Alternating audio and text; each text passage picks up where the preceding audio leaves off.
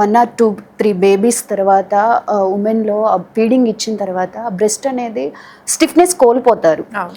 So, వాళ్ళకి ఏం treatment చేసి ఆ స్టిఫ్‌నెస్‌ని మళ్ళీ రీక్రియేట్ చేయగలుగుతారు?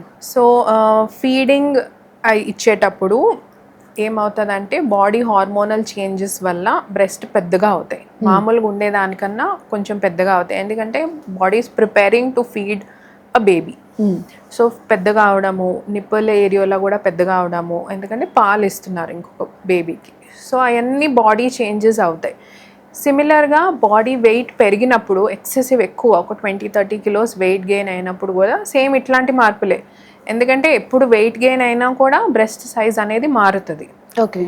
వెయిట్ లాస్ అయినప్పుడు కూడా అక్కడ ఫ్యాట్ టిష్యూ కూడా ఉంది, సో అది కూడా తగ్గుతుంది. సో వెయిట్ గెయిన్ అయినప్పుడు ఫీడింగ్ ఆపేసిన తర్వాత పోస్ట్ పార్టంలో సాగింగ్ అనేది ఎక్కువైపోతుంది. అవును. ఇంకొకటి వాల్యూమ్ అనేది తగ్గిపోతుంది. ఇంతకుముందు ప్రీ ప్రెగ్నెన్సీలో ఉన్న వాల్యూమ్ ఉండదు. స్కిన్ అనేది ఎక్కువ స్ట్రెచ్ అయిపోతుంది కాబట్టి సాగింగ్ అనేది ఎక్కువ ఉంటుంది. నిప్పుల్ ఏరియాలో కూడా కొంతమందికి పెద్దగా అయిపోయి అట్లే ఉండిపోతుంది. సో వీటికి అన్నిటికీ ఏంటంటే ఇది సాగింగ్ అనే దానికి బ్రెస్ట్ లిఫ్ట్ అనేది ఉంటుంది. ఓకే. సో కొంచెము ఎక్కువ సాగింగ్ లేదు, కొంచెమే ఉంది అంటే బ్రెస్ట్ లిఫ్ట్ ఒక్కటి సర్జరీ సరిపోతుంది.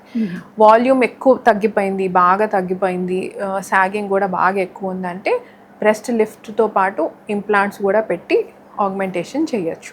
ఓకే. సో నిప్పుల్ ఏరియాలో కూడా చాలామందికి పెద్దగా అయిపోయింది, ఇంతకుముందు ఇంత లేవు అనేది. సో అదే బ్రెస్ట్ లిఫ్ట్ చేసేటప్పుడు అవి కూడా చిన్నగా చేసి ఇంతకు ముందులాగా పెట్టచ్చు.